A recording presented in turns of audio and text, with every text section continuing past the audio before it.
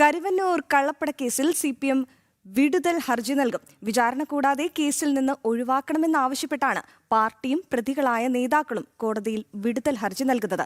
മുൻ speaker K Radhakrishnan MP അടക്കമുള്ള നേതാക്കളാണ് വിടുതൽ ഹർജി നൽകുക. ഈ വാർത്തയുടെ വിവരങ്ങൾ നൽകുന്നത് രേഷ്മ ബാബുവാണ്. Reshma, good morning. അതായത് ഈ കരുവന്നൂർ കള്ളപ്പണ കേസ് എന്ന് പറയുമ്പോൾ നമുക്കറിയാവുന്നതുപോലെ CPM എന്ന പാർട്ടിയടക്കം പ്രതിയായ കേസ്. ഇപ്പോൾ ഈ പറയുന്ന നേതാക്കൾക്കെതിരെ, പാർട്ടിക്കെതിരെ എല്ലാം പ്രഥമ ദൃഷ്ട്യാ തെളിവുണ്ടെന്ന് കോടതിയടക്കം വ്യക്തമാക്കിയതാണ് അല്ലേ രാഖി? എന്നിട്ട് പോലും അതായത് പ്രഥമ ദൃഷ്ട്യാ തെളിവുണ്ട് എന്ന് കോടതി തന്നെ വിലയിരുത്തിയ സാഹചര്യത്തിൽ കൂടിയാണ് ഇത്തരത്തിലൊരു നീക്കവുമായി ഈ നേതാക്കൾ എത്തുന്നത് എന്നുള്ളതാണ്. എന്നിട്ടും പറയുകയാണ് തങ്ങളെ ഈ കേസിൽ നിന്ന് ഒഴിവാക്കണമെന്ന്. അപ്പോൾ ഈ നൈസായി ഊരുക.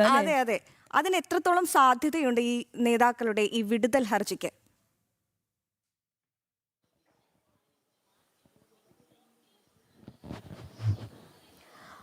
ആതിര, രാഖി, ഇനിയുള്ള നടപടിക്രമങ്ങളുടെ ഭാഗമായിട്ട് തന്നെയാണ് പ്രതികൾ ഈ വിടുതൽ ഹർജിയുമായിട്ട് കോടതിയെ സമീപിക്കാനായിട്ട് ഇരിക്കുന്നത്. വിചാരണയ്ക്ക് മുൻപ് തന്നെ വിടുതൽ ഹർജികളൊക്കെ തന്നെ കീഴ്ക്കോടതിയെ സമീപിച്ചുകൊണ്ട് സമർപ്പിക്കും. അങ്ങനെയാണ് ഒരു നടപടിക്രമം എന്ന് പറയുന്നത്.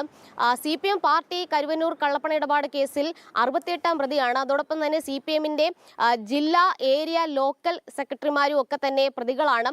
ഇതിലിപ്പോൾ വിടുതൽ ഹർജി നൽകുന്നത്, അതായത് കേസിൽ നിന്ന് ഒഴിവാക്കണമെന്നാവശ്യപ്പെട്ട് വിടുതൽ ഹർജി നൽകുക CPM പാർട്ടി, അതായത് 68ാം പ്രതിയായിട്ടുള്ള CPM പാർട്ടി, അതോടൊപ്പം തന്നെ CPMന്റെ മുൻ ജില്ലാ സെക്രട്ടറിമാരായിട്ടുള്ള K Radhakrishnan MP, MC Moideen, MM Varghese, ഇവരൊക്കെ തന്നെയാണ് വിടുതൽ ഹർജി നൽകുക. അതായത് കേസിൽ നിന്ന് തങ്ങളെ ഒഴിവാക്കണം, അധികൃതമായിട്ടുള്ള ഇടപെടലുകൾ ഈ കള്ളപ്പണ ഇടപാടുമായി ബന്ധപ്പെട്ട് അല്ലെങ്കിൽ കരുവന്നൂർ സഹകരണ ബാങ്കുമായി ബന്ധപ്പെട്ട് തങ്ങൾ നടത്തിയിട്ടില്ല, അനധികൃതമായിട്ടുള്ള വായ്പകൾ കൊടുക്കാനായിട്ടുള്ള ഇടപെടലുകളോ അത്തരത്തിലുള്ള സമീപനങ്ങളോ തങ്ങളുടെ ഭാഗത്തുനിന്നും ഉണ്ടായിട്ടില്ല എന്നുള്ള കാര്യങ്ങൾ മുൻനിർത്തിക്കൊണ്ട് തന്നെയാണ് പ്രതികൾ ഈ പറയുന്ന കീഴ്ക്കോടതിയിൽ, PMLA കോടതിയിൽ വിടുതൽ ഹർജി നൽകുക. അതിന് എത്രത്തോളം സാധ്യതകൾ ഉണ്ടെന്ന് ചോദിച്ചു കഴിഞ്ഞാൽ, നേരത്തെ പോൾസൺ എന്ന് പറയുന്ന ഒരു പ്രതി അനധികൃത വായ്പ താൻ എടുക്കുകയും അത് അടച്ചു തീർക്കുകയും ചെയ്തിട്ടുണ്ട്. ഈ ഒരു സാഹചര്യത്തിൽ തന്നെ കേസിൽ നിന്ന് ഒഴിവാക്കണമെന്ന് ആവശ്യപ്പെട്ടുകൊണ്ടായിരുന്നു പോൾസൺ ഒരു വിടുതൽ ഹർജി നൽകിയത്. അത് പക്ഷേ PMLA കോടതി തള്ളിയിരുന്നു. വിചാരണ നേരിടണമെന്നുള്ളൊരു നിർദ്ദേശമായിരുന്നു PMLA കോടതിയിൽ നിന്ന് പോൾസന് ഉണ്ടായത്. ആ ഒരു സാഹചര്യത്തിൽ ഒരുപക്ഷെ ഈ വാദങ്ങളൊക്കെ തന്നെ പരിഗണിക്കുകയും അത് വിശദമായിട്ട് കേട്ട ശേഷം സമാനമായിട്ടുള്ള ഒരു നിലപാട് തന്നെയായിരിക്കാം ഒരുപക്ഷെ കോടതി സ്വീകരിക്കുക. കോടതിക്കൊരു വിവേചനാധികാരമുണ്ട്. അതുകൊണ്ട് ആ ഒരു കാര്യത്തിൽ നമുക്ക് ഇപ്പോൾ ഒരു തീരുമാനം അല്ലെങ്കിൽ നിഗമനത്തിലേക്ക് എത്താൻ സാധിക്കില്ല. എന്തായാലും CPM പാർട്ടിയും അതോടൊപ്പം തന്നെ CPMന്റെ വിവിധ നേതാക്കളുമാണ് വിടുതൽ ഹർജി നൽകാനായിട്ടുള്ള നടപടിക്രമങ്ങളിലേക്ക് കടക്കുന്നത്.